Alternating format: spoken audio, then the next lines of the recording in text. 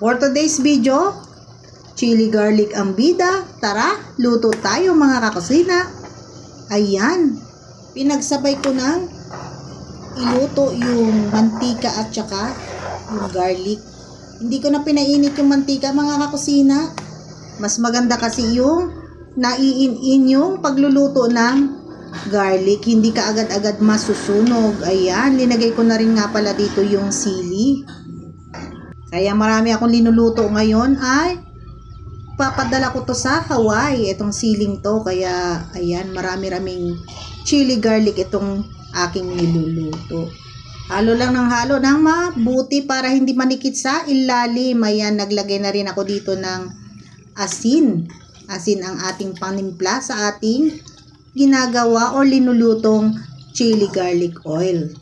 Ayan, halo lang ng halo hanggang dun sa pinakailalim para hindi manikit. Naglalagay din pala ako dito ng suka mga kakusina para hindi siya mabilis masira.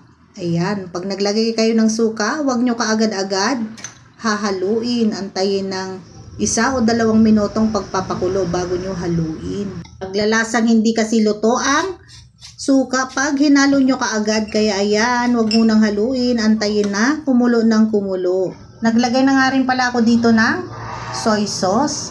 Bukod dun sa asin na linagay ko, ay naglagay din ako ng soy sauce para mas malasa ang ating ginagawa or linulutong chili garlic oil. Ayan, sa soy sauce na aking linagay ay gaganda rin ang kanyang kulay. Maganda ang kulay ng ating nilulutong chili garlic oil. Maglalagay na nga rin pala ako dito ng asukal.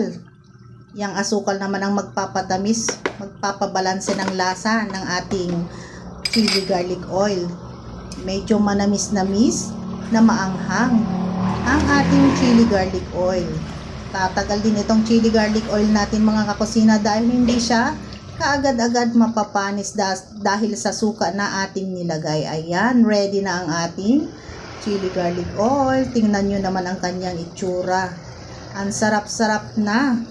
Uy, ready na ang siomay dyan. Masarap to sa siomay. Maraming salamat sa panonood mga kakusina. God bless us always. Ingat tayo palagi.